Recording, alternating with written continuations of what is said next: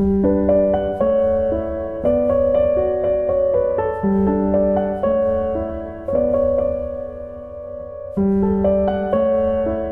libro, una hora. Dirigido por Antonio Martínez Asensio. Bienvenidos una semana más a Un libro, una hora. Hoy vamos a contarles Sonata de Primavera, de Ramón María del Valle-Inclán. Valle-Inclán nació en Villanueva de Arosa, provincia de Pontevedra, en 1866 y murió en Santiago de Compostela en 1936. 70 años de vida fructífera, dedicada con exclusivo empeño a la literatura. Como dijo Pere Gimferrer, constituye, al menos en España, el gozne en el que se produce el quiebro o cambio de óptica que separa a la narrativa clásica, cuyos últimos representantes son Galdós y Clarín, de la narrativa contemporánea. Es el autor de Luces de Bohemia, que ya les hemos contado en Un libro, una hora, de Divinas Palabras, de Martes de Carnaval, de Tirano Banderas, del ciclo de las guerras carlistas o del ruedo ibérico. Las sonatas son un goce, de principio a fin. Sonata de Primavera se publicó en 1904. Está llena de humor, de dramatismo, de pasión, de amor, de sensibilidad y de erotismo. Vamos allá. Anochecía cuando la silla de posta traspuso la puerta salaria y comenzamos a cruzar la campiña llena de misterio y de rumores lejanos. Era la campiña clásica de las vides y de los olivos, con sus acueductos ruinosos y sus colinas que tienen la graciosa ondulación de los senos femeninos. La silla de posta camina por una vieja calzada y al viajero se le cierran los ojos de sueño. Al fin se queda dormido y no se despierta hasta cerca del amanecer, cuando la luna, ya muy pálida, se desvanece en el cielo. Poco después empieza a oír el canto de madrugueros, gallos y a lo lejos se destacan los muros de la vieja, la noble, la piadosa ciudad de Ligura. Entramos por la puerta lorenciana. La silla de posta caminaba lentamente y el cascabeleo de las mulas hallaba un eco burlón, casi sacrílego, en las calles desiertas donde crecía la hierba. Tres viejas, que parecían tres sombras, esperaban acurrucadas a la puerta de una iglesia todavía cerrada, pero otras campanas distantes ya tocaban a la misa de alba. La silla de posta seguía una calle de huertos, de caserones y de conventos, una calle antigua, enlosada y resonante. Al fin se detiene ante las puertas del Colegio Clementino. Son los felices tiempos del Papa Rey, y el Colegio Clementino es retiro de ilustres varones y noble archivo de las ciencias.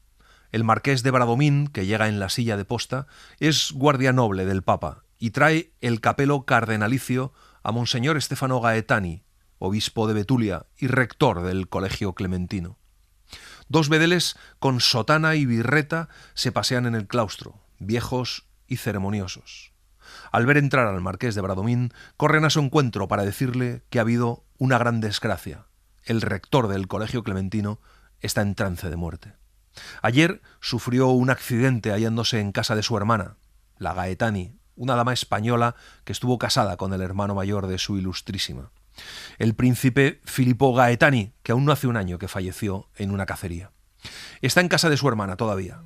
De pronto, desde el fondo del claustro, resuena un campanilleo argentino, grave, litúrgico. Es el viático para Monseñor. Yo hinqué una rodilla en tierra y los miré pasar. Bachilleres y doctores también me miraban. Mi manto de guardia noble pregonaba quién era yo, y ellos lo comentaban en voz baja. Cuando pasaron todos, me levanté y seguí detrás. La campanilla del viático ya resonaba en el confín de la calle. De tiempo en tiempo, algún viejo devoto salía de su casa con un farol encendido y, haciendo la señal de la cruz, se incorporaba al cortejo. Nos detuvimos en una plaza solitaria, frente a un palacio que tenía todas las ventanas iluminadas. Lentamente el cortejo penetró en el ancho zaguán. Suben la señorial escalera y viejos criados les guían a través de los salones desiertos. La cámara donde agoniza Monseñor Stefano Gaetani está sumida en religiosa oscuridad. El noble prelado yace sobre un lecho antiguo con dosel de seda. Tiene cerrados los ojos. En el fondo de la estancia, donde hay un altar, rezan arrodilladas la princesa y sus 5 hijas.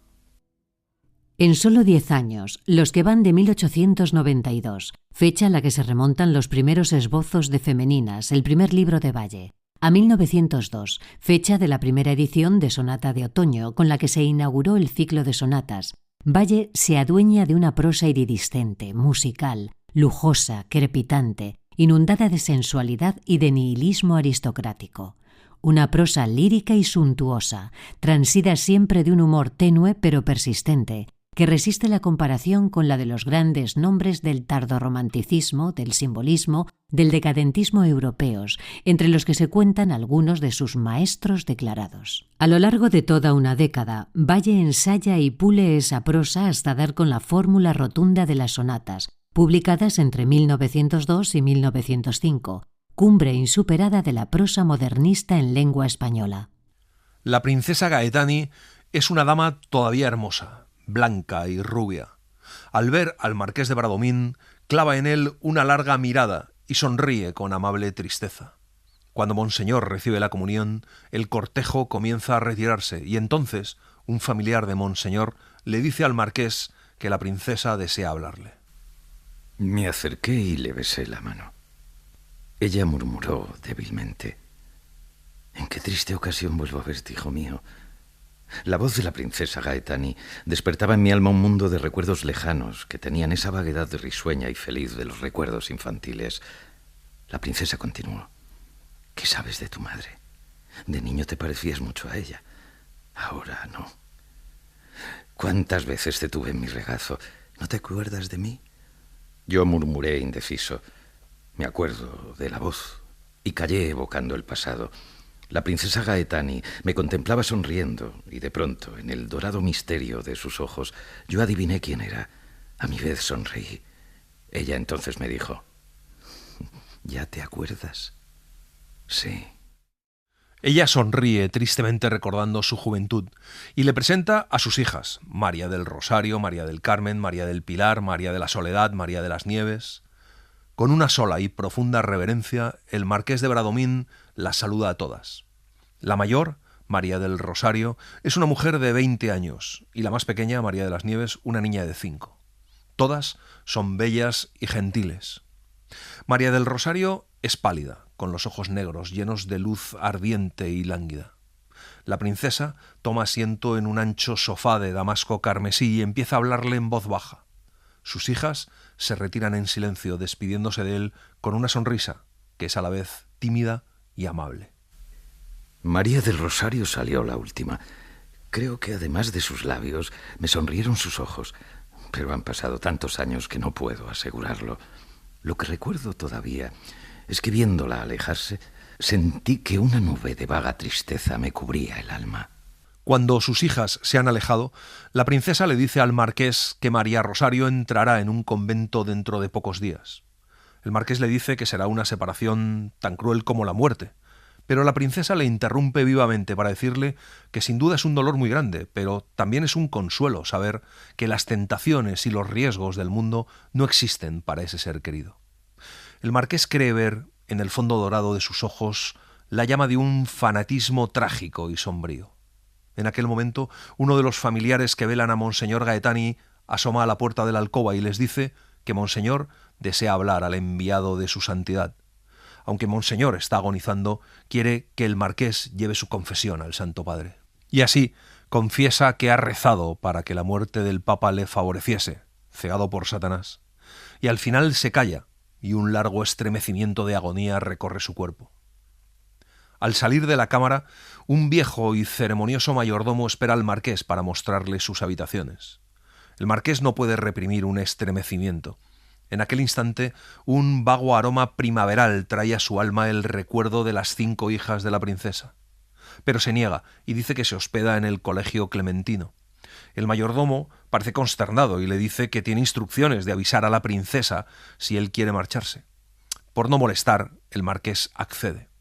El mayordomo se llama Polonio. Es un viejo rasurado, vestido con largo levitón eclesiástico que casi le roza los zapatos, ornados con hebillas de plata. Anda en la punta de los pies sin hacer ruido. Recorren un pasillo hasta llegar a una puerta cerrada que Polonio abre diciéndole que la señora princesa desea que disponga del salón, de la biblioteca y de esa cámara. El señor Polonio se despidió en voz baja como si estuviese en una capilla y salió sin ruido, cerrando tras sí la puerta. Era tanta mi fatiga que dormí hasta la caída de la tarde. Me desperté soñando con María Rosario. El Imparcial, periódico dirigido por Ortega Munilla, publicaba un suplemento literario que alcanzó notorio prestigio: Los lunes del Imparcial.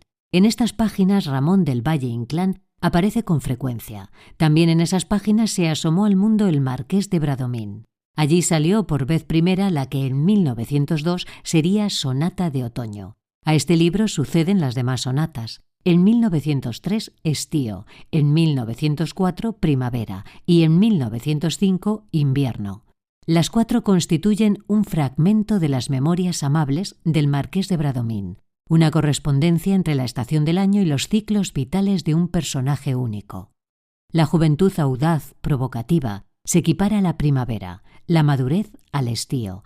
El otoño nos evoca la nostalgia, la tristeza comprensiva, y finalmente el invierno nos acosa con la presencia de la caducidad, la ruina insoslayable, la muerte próxima. La biblioteca tiene 3 puertas que dan sobre una terraza de mármol. En el jardín se escucha el sonido de las fuentes. En el fondo, caminando por los tortuosos senderos de un laberinto, las 5 hermanas aparecen con las faldas llenas de rosas, como en una fábula antigua. Se sientan en un gran banco de piedra a componer sus ramos. Sobre el hombro de María Rosario se posa una paloma, y en aquel cándido suceso el marqués encuentra la gracia y el misterio de una alegoría. Las 5 hermanas se levantan para volver al palacio. En el salón de la princesa resuena, llena de gravedad, la voz de un colegial mayor que conversa con las señoras que componen la tertulia de la princesa Gaetani. Hablan de las pocas esperanzas que hay. En el otro extremo del salón, las hijas de la princesa bordaban un paño de tisú, las 5 sentadas en rueda. Hablaban en voz baja las unas con las otras y sonreían con las cabezas inclinadas. Solo María Rosario permanecía silenciosa y bordaba lentamente como si soñase. Temblaba en las agujas el hilo de oro y bajo los dedos de las 5 doncellas nacían las rosas y los lirios de la flora celeste que puebla los paños sagrados. De improviso, en medio de aquella paz, resuenan 3 aldabas, que poco después vuelven a sonar. Aparece el señor Polonio en la puerta del salón. El obispo ha muerto. Una onda de gemidos se levanta en el estrado. Las damas rodean a la princesa que, con un pañuelo sobre los ojos, se desmaya lánguidamente en el canapé. El colegial mayor se santigua. María Rosario, con los ojos arrasados de lágrimas, guardaba lentamente sus agujas y su hilo de oro. Yo la veía en el otro extremo del salón, inclinada sobre un menudo y cincelado cofre que sostenía abierto en el regazo. Sin duda rezaba en voz baja, porque sus labios se movían débilmente. En su mejilla temblaba la sombra de las pestañas, y yo sentía que en el fondo de mi alma aquel rostro pálido temblaba con el encanto misterioso y poético con que tiembla en el fondo de un lago el rostro de la luna. María Rosario toma en brazos a la más niña de sus hermanas, que llora asustada, y después se inclina besándola. Como una sombra silenciosa y pálida, atraviesa el salón con su hermana en brazos. El marqués acude presuroso a levantar el cortinaje de la puerta. María Rosario pasa con los ojos bajos, sin mirarle. Con el alma herida por el desdén de María Rosario, el marqués vuelve al estrado donde la princesa sigue con el pañuelo sobre los ojos. Dice que hay que disponer los lutos. Pregunta por María Rosario. De rato en rato fijaba en mí una mirada rápida y sagaz, y yo comprendía con un estremecimiento que aquellos ojos negros querían leer en mi alma.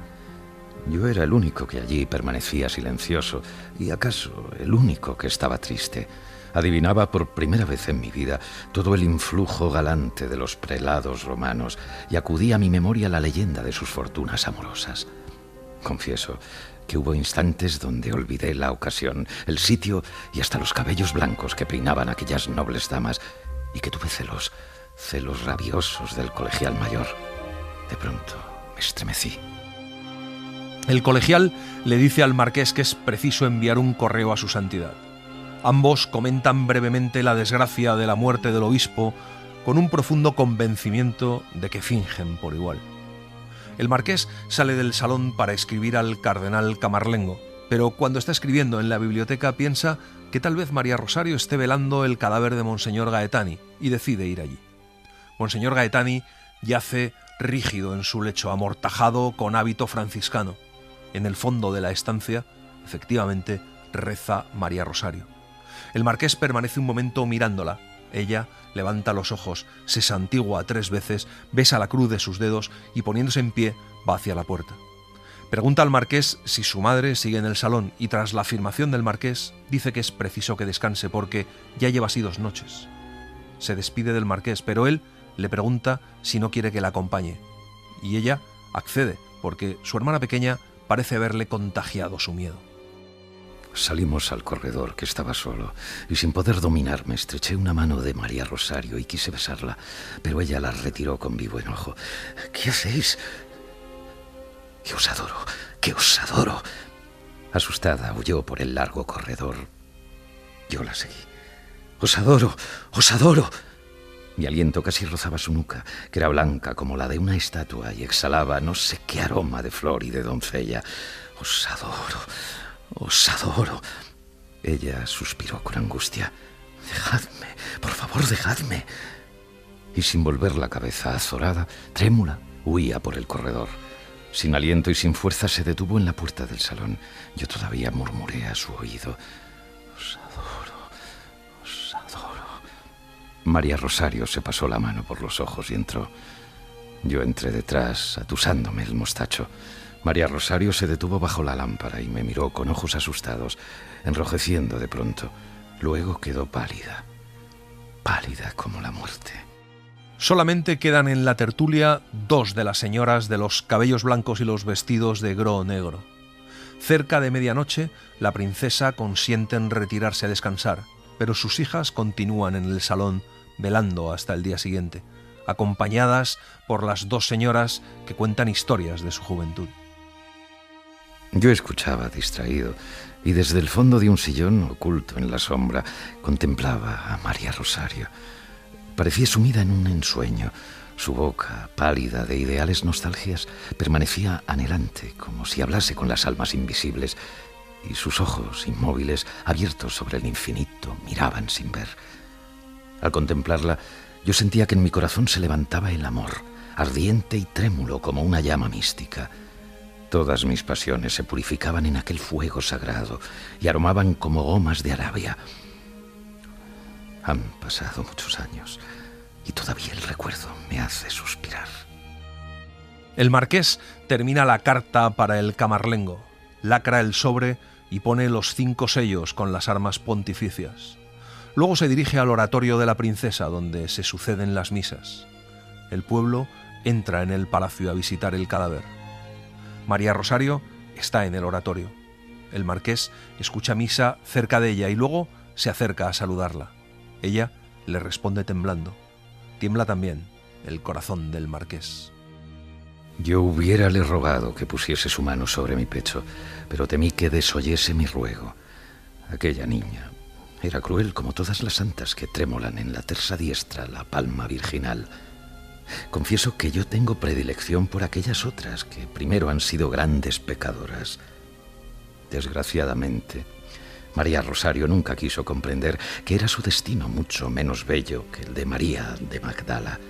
La pobre no sabía que lo mejor de la santidad son las tentaciones. No es raro que Ligura nos evoque la presencia de la Galicia familiar. Así la Compostela, que se adivina bajo los chubascos de sonata de primavera, con sus arcos románicos y sus campanadas catedralicias. Incluso en el entierro del cardenal Gaetani, y en tantas cosas y lugares más. Pero en materia de paisajismo hay que destacar muy vivamente que no se trata de una empresa descripcionista de carácter casi fotográfico, como venía siendo el tan elogiado paisajismo de los realistas. Cuando Bradomín se acerca a Ligura, los adjetivos que retratan la ciudad creciente en la luz matinal nos dicen, al acumularse sobre el caserío, a la manera de pinceladas impresionistas, el rasgo inconfundible de una forma de vida, de unos prejuicios acariciados incluso de una suerte característica de hablar. Arcaísmos, aristocracia, religiosidad, quizá pacatería. Ciudad recoleta, monacal, donde la vida es lenta, patriarcal, acogida al prestigio de algunas familias y de muchas casas de oración. El duelo se pone en marcha. Atraviesan casi toda la ciudad.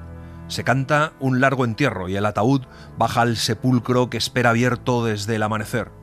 Cae la losa encima y un colegial busca al marqués con deferencia cortesana para llevarle a la sacristía, donde saluda a muchos sabios y venerables teólogos. Luego viene el prior, que le pregunta por la salud de su santidad. Cuando vuelve al palacio Gaetani, halla a María Rosario en la puerta de la capilla, repartiendo limosnas entre una corte de mendigos que alargan las manos escuálidas bajo los rotos mantos. María Rosario llora en silencio y resplandece, hermosa y cándida como una Madonna en medio de la sórdida corte de mendigos que se acercan de rodillas para besarle las manos. María Rosario hubiera querido convertir el palacio en albergue donde se recogiese la procesión de viejos y lisiados, de huérfanos y locos que llenaba la capilla, pidiendo limosna y salmodiando Padre Nuestros. Suspiraba recordando la historia de aquellas santas princesas que acogían en sus castillos a los peregrinos que volvían de Jerusalén. También ella era santa y princesa. María Rosario fue el único amor de mi vida. Han pasado muchos años y al recordarla ahora todavía se llenan de lágrimas mis ojos áridos, ya casi ciegos. Quedan todavía los olores de la cera en el palacio. La princesa, tendida en el canapé de su tocador, se duele de la jaqueca. Sus hijas, vestidas de luto, hablan en voz baja.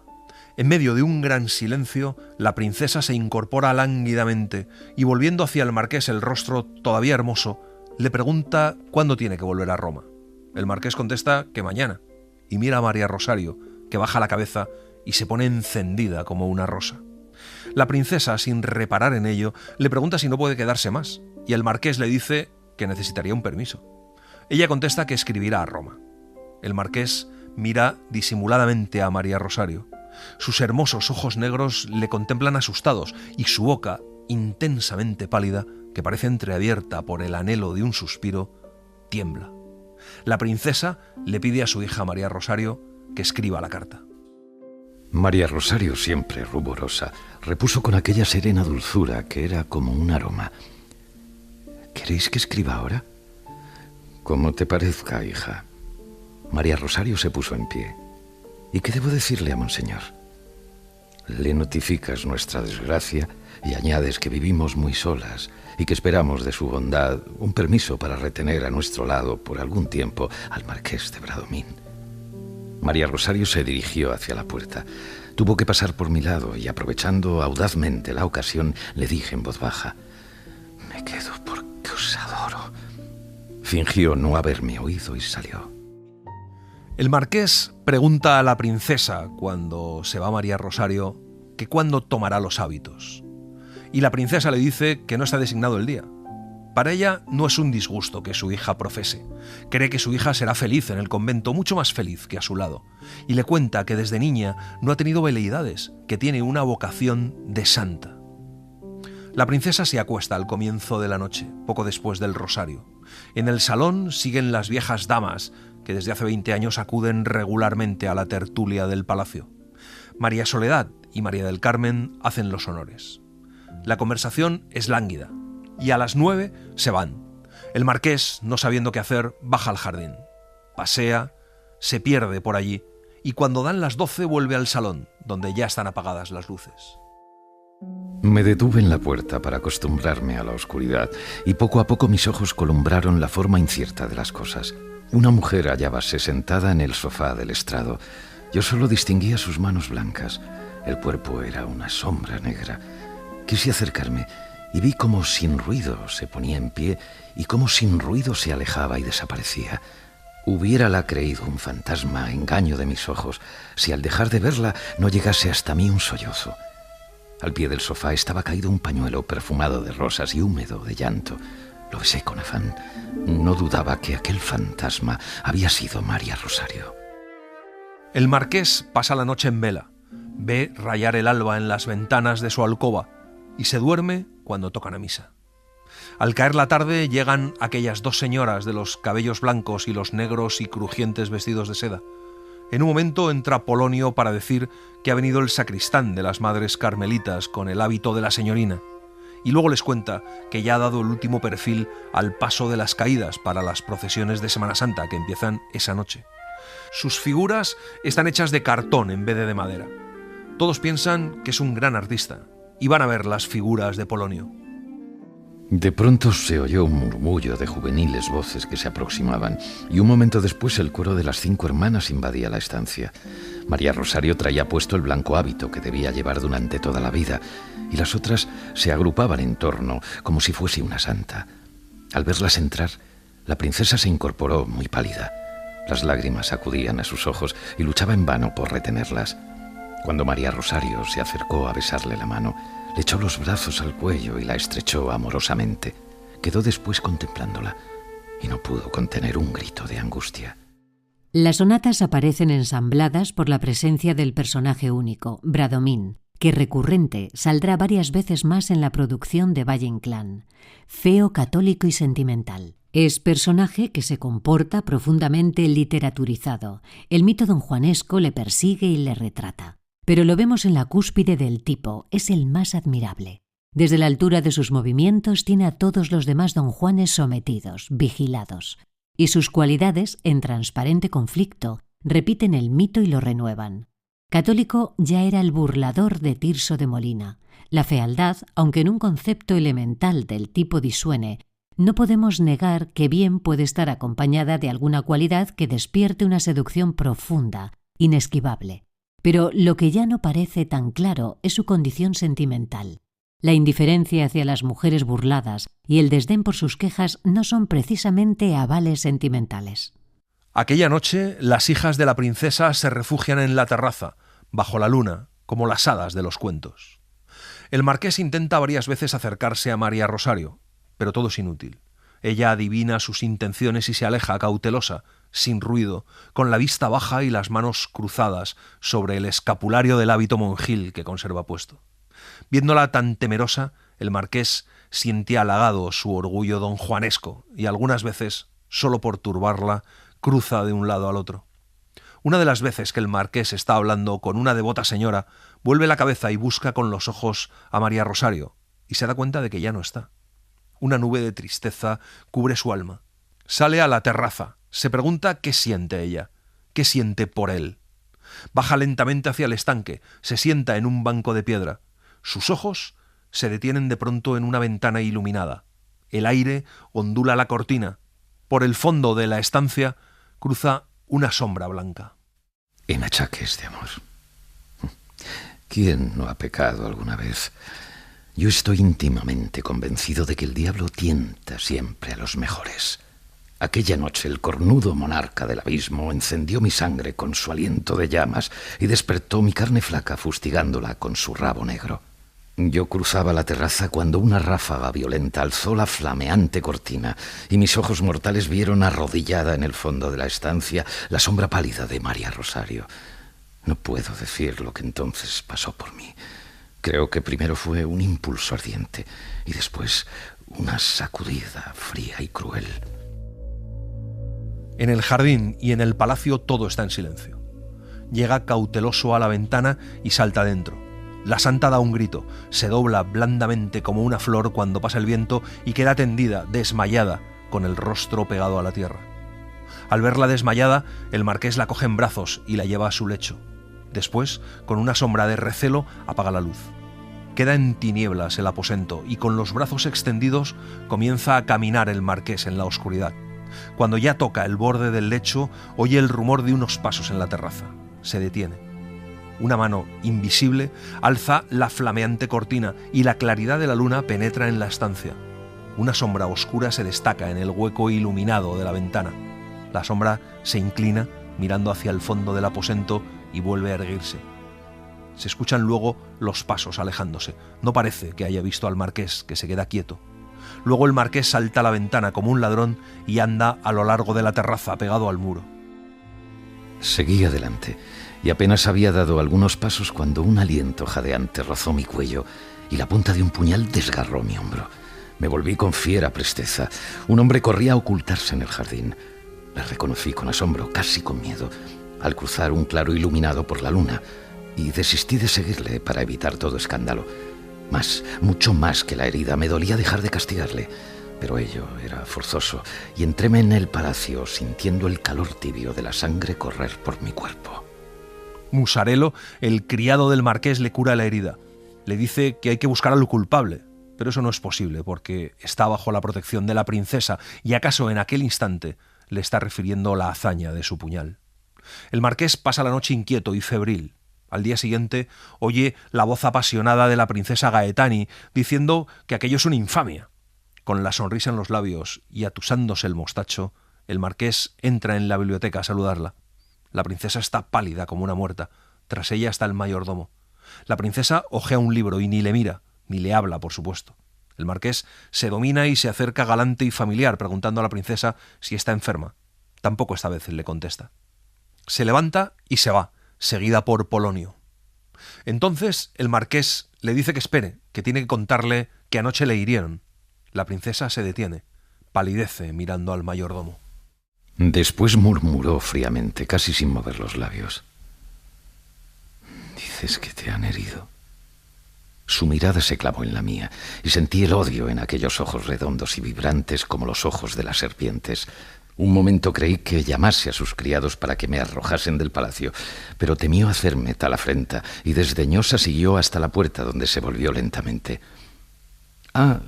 No tuve carta autorizando tu estancia en Ligura.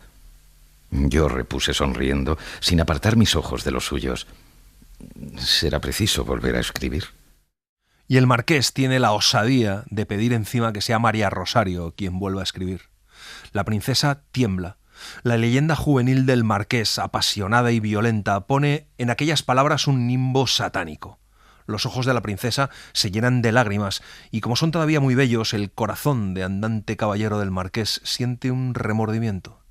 Por fortuna, las lágrimas de la princesa no llegan a rodar, solo empañan el claro iris de su pupila. Tiene el corazón de una gran dama. Sus labios se plegan por el hábito de la sonrisa, sus ojos le miran con amable indiferencia y su rostro cobra una expresión calma, serena, tersa. Y entonces le pregunta cómo le han herido. Y el marqués se lo cuenta. Al despedirse, le pide que le avise si tiene noticias de Roma. Polonio a hurto hizo los cuernos con la mano. La princesa guardó silencio. Crucé la silenciosa biblioteca y salí. Después, meditando a solas si debía abandonar el palacio Gaetani, resolví quedarme. Quería mostrar a la princesa que cuando suelen otros desesperarse, yo sabía sonreír, y que donde otros son humillados, yo era triunfador. El orgullo ha sido siempre mi mayor virtud.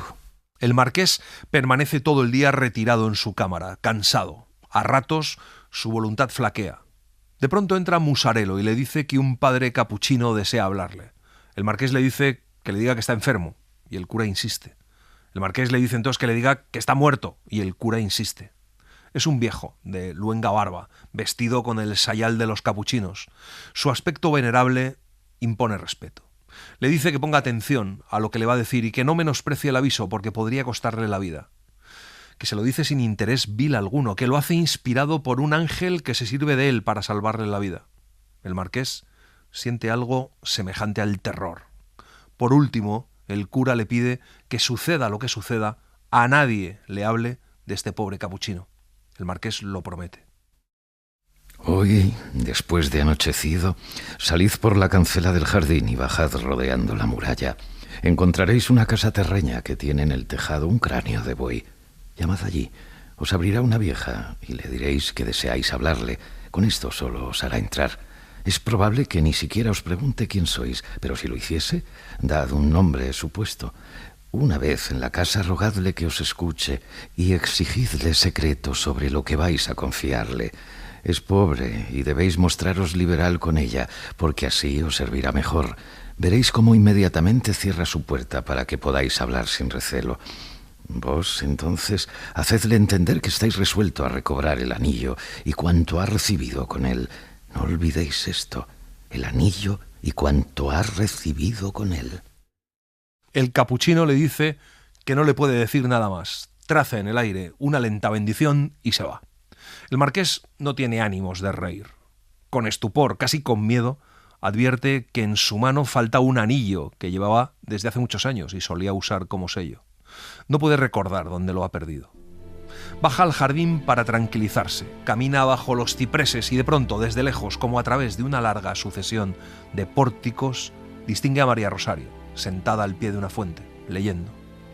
Al ruido de sus pasos, alza levemente la cabeza y con 2 rosas de fuego en las mejillas, vuelve a inclinarla y continúa leyendo. El marqués se sorprende de que no huya. Adivina que ella tiene por engaño del sueño la aparición en su alcoba. Al cabo de un momento vuelve a levantar la cabeza y sus ojos, en un batir de párpados, echan sobre él una mirada furtiva. El marqués se acerca y hablan sobre el libro que está leyendo María Rosario. El marqués dice que lo conoce, porque su padre espiritual lo leyó cuando estaba preso en Venecia. María Rosario le pregunta quién es su padre espiritual y él le contesta que Casanova. Hablan del momento en que ella ingresará en el convento. El marqués le dice que entonces ya no podrán ser amigos. Callad, callad, os lo suplico. Estaba pálida y juntaba las manos mirándome con sus hermosos ojos angustiados. Me sentí tan conmovido que solo supe inclinarme en demanda de perdón. Ella gimió. Callad, porque de otra suerte no podré deciros. Se llevó las manos a la frente y estuvo así un instante. Yo veía que toda su figura temblaba. De repente, con una fuerza trágica, se descubrió el rostro y clamó enronquecida: «Aquí vuestra vida peligra, salid hoy mismo». Y corrió a reunirse con sus hermanas, que venían por una honda carrera de mirtos, las unas en pos de las otras, hablando y cogiendo flores para el altar de la capilla. Lo que hoy resulta de una claridad deslumbrante es la conmoción, la zozobra que el lector aficionado a leer novelas de entonces, como Pepita Jiménez, Sotileza, Los Pazos de Ulloa, Peñas Arriba, etc., debió de sentir al tener en sus manos las memorias del marqués de Bradomín. Un escalofrío de escándalo, a la vez que una hoguera de luces, resonancias, perfumes, estratos superiores de vida. Escándalo por lo que se contaba y deslumbramiento por la lengua empleada. De una u otra manera, la prosa española inauguraba el siglo XX con prodigiosa andadura, algo que no tenía semejante desde los siglos clásicos. El marqués abre la cancela y, flanqueada la muralla del jardín, llega a la casuca terreña que tiene la cornamenta de un buey en el tejado. Una vieja hila sentada en el quicio de la puerta. La vieja, al verle llegar, se pone en pie y pregunta qué desea. El marqués le dice que tiene que hablarle y ella le dice que pase. Dentro de la casa ya es completamente de noche y la vieja enciende un candil de aceite. Sonríe mostrando la caverna desdentada de su boca. El marqués hace un gesto indicándole que cierre la puerta y ella obedece solícita. Luego, juntando sobre el regazo las manos, le dice que tiene por sabido que está enamorado y que si hubiera venido antes ya tendría el remedio. Se está haciendo pasar por hechicera. Quedé un momento silencioso y la vieja, esperando mi respuesta, no me apartaba los ojos astutos y desconfiados. De pronto le grité: «Sabed, señora bruja, que tan solo vengo por un anillo que me han robado». La vieja se incorporó horriblemente demudada. «¿Qué decís? ¡Que vengo por mi anillo! No lo tengo, yo no os conozco». Y quiso correr hacia la puerta para abrirla, pero yo le puse una pistola en el pecho y retrocedió hacia un rincón dando suspiros. El marqués le dice que viene dispuesto a darle el doble del dinero que le han prometido por obrar el maleficio. Le pide el anillo y cuanto le trajeron con él. La vieja se levanta del suelo todavía dando suspiros y cuando ve el dinero llora enternecida. Le dice que nunca le hubiera hecho morir, pero le hubiera quitado la lozanía, quitándole toda su fuerza viril. Le hace pasar tras un cañizo negro donde el hogar ahuma una lumbre mortecina con olor de azufre. Se agacha revolviendo en la ceniza y encuentra el anillo. Lo limpia cuidadosamente en la falda y antes de dárselo le cuenta que se la robaron mientras dormía. En la ceniza descubre el marqués una figura de cera toda desnuda, acostada en el fondo del brasero. Aquel ídolo, esculpido sin duda por el mayordomo, tiene una grotesca semejanza con el marqués. Es completamente de noche cuando el marqués sale de la casucha. Comienzan a caer gruesas gotas de agua. Se encuentra cerrada la cancela del jardín y tiene que dar un largo rodeo. Dan las 9. Las procesiones empiezan a salir. La princesa durante la tertulia no me habló ni me miró una sola vez. Yo, temiendo que aquel desdén fuese advertido, decidí retirarme. Con la sonrisa en los labios llegué hasta donde la noble señora hablaba, suspirando. Cogí audazmente su mano y la besé, haciéndole sentir la presión decidida y fuerte de mis labios. Vi palidecer intensamente sus mejillas y brillar el odio en sus ojos. Sin embargo, supe inclinarme con galante rendimiento y solicitar su venia para retirarme. Ella repuso fríamente: «Eres dueño de hacer tu voluntad». «Gracias, princesa». Salí del salón en medio de un profundo silencio. Sentíame humillado y comprendía que acababa de hacerse imposible mi estancia en el palacio. El marqués pasa la noche en el retiro de la biblioteca, preso de un afán doloroso y contenido. Se ve como prisionero en aquella biblioteca oscura y busca entrar en su verdadera conciencia para juzgar todo lo acaecido durante aquel día con serena y firme reflexión. Lucha inútilmente por dominar su orgullo y convencerse de que es más altivo y más gallardo abandonar aquella misma noche, en medio de la tormenta, el Palacio Gaetani. A pesar de la lluvia, abre la ventana y ve llegar la procesión. De pronto se iluminan los balcones y las princesas, con otras damas, asoman en ellos. Cuando la procesión llega, llueve a torrentes. El último en aparecer es el paso de las caídas. Sin cuidarse del agua, las damas se arrastraron de rodillas hasta la balaustrada del balcón. Oyóse la voz trémula del mayordomo. «Ya llega, ya llega». Llegaba, sí, pero cuán diferente de como lo habíamos visto la primera vez en una sala del palacio. Los 4 judíos habían depuesto su fiereza bajo la lluvia.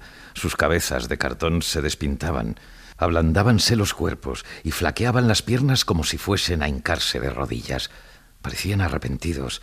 Las 2 hermanas de los rancios vestidos de negro, viendo en ello un milagro, repetían llenas de unción: «Edificante Antonina, edificante Lorenzina». Busqué con los ojos al señor Polonio. Había desaparecido. Poco después, la voz cascada del mayordomo le trae un pliego de Roma que acaba de llegar. Monseñor Sassoferrato le ordena presentarse en Roma. Sin acabar de leerlo, el marqués se vuelve al mayordomo mostrando un profundo desdén y le pide que dispongan su silla de posta. El mayordomo pregunta hipócritamente si va a partir y el marqués contesta que antes de 1 hora. Polonio pregunta si lo sabe su señora, la princesa, a lo que el marqués contesta que él seguro que se cuidará de decírselo. El mayordomo le dice entonces que el postillón está enfermo, que habrá que buscar otro y que él se encargará de hallar uno que le deje contento. Pero la voz del viejo y su mirada esquiva despiertan en el alma del marqués una sospecha. Cuando el mayordomo va a retirarse, el marqués le detiene y le dice que, como recuerdo de su visita, quiere que conserve su anillo. El mayordomo me miró con ojos extraviados. «Perdonad». Y sus manos agitadas rechazaban el anillo. Yo insistí: «Tomadlo». Inclinó la cabeza y lo recibió temblando. Con un gesto imperioso le señalé la puerta. «Ahora salid». El mayordomo llegó al umbral y murmuró resuelto y acobardado: «Guardad vuestro anillo». Con insolencia de criado lo arrojó sobre una mesa. Yo le miré amenazador. «Presumo que vais a salir por la ventana, señor Polonio». Retrocedió gritando con energía: «Conozco vuestro pensamiento. No basta a vuestra venganza el maleficio con que habéis deshecho a aquellos judíos, obra de mis manos. Y con ese anillo queréis embrujarme. Yo haré que os delaten al santo oficio». El mayordomo sale haciendo la señal de la cruz como si huyese del diablo. El marqués no puede menos que reírse largamente. Llama a Musarelo para que organice su partida, pero se lo encuentra muy borracho. Qué casualidad, resulta que el postillón y Musarelo han cenado con Polonio. María Rosario está en el fondo de un salón llenando de rosas los floreros de la capilla. Cuando entra el marqués se queda un momento indecisa. Sus ojos miran hacia la puerta y luego se vuelve hacia él, con un ruego tímido y ardiente. Apenas si se distinguen la forma de las cosas y en el recogimiento del salón las rosas esparcen un perfume tenue. Los ojos del marqués buscan los ojos de María Rosario con el empeño de aprisionarlos en la sombra. Ella suspira angustiada como si el aire le faltase y huye hacia la ventana. El marqués le pide una rosa y ella le dice que le dará la mejor. El marqués le contesta que la mejor está en sus labios. Ella se aparta y le pregunta angustiada por qué le dice esas cosas que a veces le parece el demonio. demonio no sabe querer. Quedóse silenciosa. Apenas podía distinguirse su rostro en la tenue claridad del salón, y solo supe que lloraba cuando estallaron sus sollozos. Me acerqué queriendo consolarla. Oh, perdonadme. Y mi voz fue tierna, apasionada y sumisa. Yo mismo, al oírla, sentí su extraño poder de seducción. Era llegado el momento supremo, y presintiéndolo, mi corazón se estremecía con el ansia de la espera cuando está próxima una gran ventura. María Rosario cerraba los ojos con espanto, como al borde de un abismo. Su boca descolorida parecía sentir una voluptuosidad angustiosa. Yo cogí sus manos, que estaban yertas. Ella me las abandonó sollozando con un frenesí doloroso. ¿Por qué os gozáis en hacerme sufrir si sabéis que todo es imposible? El marqués le dice que él nunca ha esperado conseguir su amor, que no lo merece y que solamente quiere pedirle perdón y oír de sus labios que rezará por él cuando esté lejos. Le dice que la contempla tan alta, tan lejana, tan ideal, que juzga sus oraciones como las de una santa. Ella le pide que se calle repetidas veces, pero el marqués continúa diciéndole que su corazón agoniza sin esperanza, que acaso podrá olvidarla, pero que ese amor será para él como un fuego purificador. Yo tenía lágrimas en los ojos y sabía que cuando se llora las manos pueden arriesgarse a ser audaces. Pobre María Rosario, quedóse pálida como una muerta y pensé que iba a desmayarse en mis brazos. Aquella niña era una santa y viéndome a tal extremo desgraciado no tenía valor para mostrarse más cruel conmigo. Cerraba los ojos y gemía agoniada. «Dejadme, dejadme». Yo murmuré: «¿Por qué me aborrecéis tanto? Porque sois el demonio». Me miró despavorida, como si al sonido de mi voz se despertase, y arrancándose de mis brazos huyó hacia la ventana que doraban todavía los últimos rayos del sol. Apoyó la frente en los cristales y comenzó a sollozar. María Rosario llama a la más niña de sus hermanas, tendiéndole los brazos desde el fondo de la ventana. La niña entra y María Rosario la coge en brazos. En voz baja, el marqués le pregunta qué teme de él, y ella dice que nada, mientras sus mejillas flamean y sus ojos tienen para él una mirada tímida y amante. Ambos se callan, conmovidos. La niña de pronto se marcha corriendo. María Rosario la llama, de nuevo, sobresaltada, y aprovechando el instante, le pide al marqués con apagado acento que salga de Ligura. Él contesta que sería renunciar a verla, pero ella le dice que mañana va a entrar en el convento, o sea que, de todas formas, es la última vez que se van a ver. El marqués le contesta que quiere verla cuando le vistan el hábito, cuando le corten los cabellos, cuando las rejas se cierren ante ella. Como una flor de sensitiva, María Rosario temblaba bajo mis ojos. Yo adivinaba en sus labios el anhelo y el temor de hablarme. De pronto me miró ansiosa, parpadeando como si saliese de un sueño. Con los brazos tendidos hacia mí, murmuró arrebatada, casi violenta: «Salid hoy mismo para Roma. Os amenaza un peligro y tenéis que defenderos. Habéis sido delatado al Santo Oficio». Yo repetí sin ocultar mi sorpresa: «¿Delatado al Santo Oficio?» «Sí, por brujo. Vos habíais perdido un anillo y por arte diabólica lo recobrasteis. Eso dicen, marqués». El marqués le pregunta si ha sido la princesa, y ella defiende a su madre. Pero entonces el marqués le dice que su madre ha llegado hasta acusarla a ella, y no creyó las palabras de María Rosario cuando le juraba que no había visto al marqués una noche. María Rosario exclama sorprendida que sí que las creyó. Ha dejado de temblar, retrocede hasta el fondo de la ventana y le dice que es un brujo, que tienen razón quienes lo sostienen, un brujo, y luego, rehaciéndose, quiere huir, pero el marqués la detiene y le pide que le escuche. Ella le mira con los ojos extraviados, haciendo la señal de la cruz. «¿También vos me acusáis? Decid entonces, ¿cómo habéis sabido?» La miré largo rato en silencio, hasta que sentí descender sobre mi espíritu el numen sagrado de los profetas. «Lo he sabido, porque habéis rezado mucho para que lo supiese. He tenido en un sueño revelación de todo». María Rosario respiraba anhelante. Otra vez quiso huir y otra vez la detuve. Desfallecida y resignada, miró hacia el fondo del salón, llamando a la niña. La niña viene y María Rosario la coge en brazos, pero está tan desfallecida que apenas la puede sostener. Suspirando, tiene que sentarla sobre el alféizar de la ventana. El marqués busca en la sombra la mano de María Rosario. Le pide que le diga que le aborrece. Ella lo niega. Le pregunta si le ama. Lo niega también, diciendo que su amor no es de este mundo. Su voz es tan triste que el marqués siente una emoción voluptuosa. Se inclina para beber su aliento y su perfume y murmura que ella le pertenece, que hasta la celda del convento le seguirá su culto mundano y que solo por vivir en su recuerdo y en sus oraciones moriría gustoso. María Rosario vuelve a pedirle que se calle.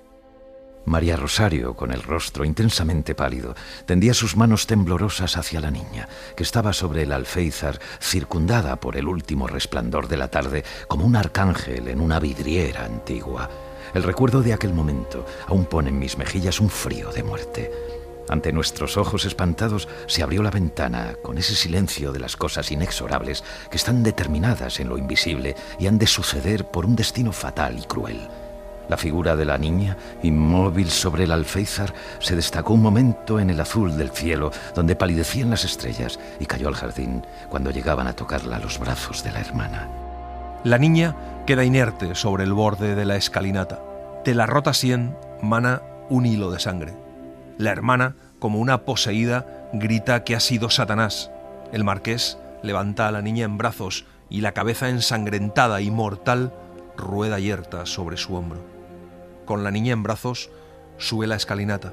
En lo alto sale a su encuentro el coro angustiado de las hermanas. Los brazos se tienden hacia él desesperados y recogen el cuerpo de la hermana.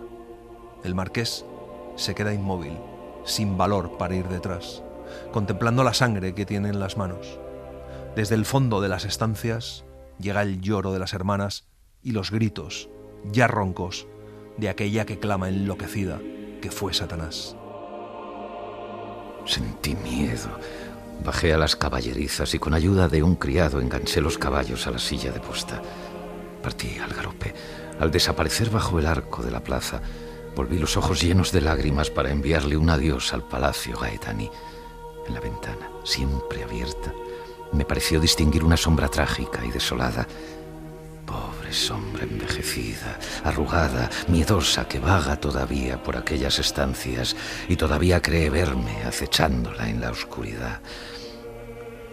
Me contaron que ahora, al cabo de tantos años, ya repite sin pasión, sin duelo, con la monotonía de una vieja que reza: fue Satanás.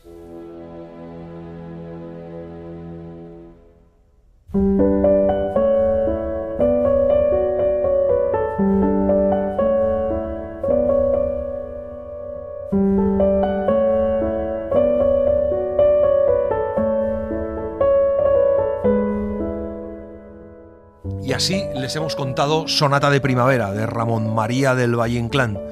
Hemos seguido la edición de Bolsillo, el primer volumen de sus obras completas, titulado Sonatas, que incluye de Féminas, Corte de Amor, Las Sonatas, Jardín Umbrío y Flor de Santidad, en una edición establecida y presentada por Ignacio Echevarría, con un estudio preliminar del gran Alonso Zamora Vicente, del que hemos citado algunos fragmentos. La semana que viene nos volvemos a encontrar con Adiós a las armas, de Hemingway. Gracias por estar ahí y gracias por leer. Un libro, una hora, en la cadena SER.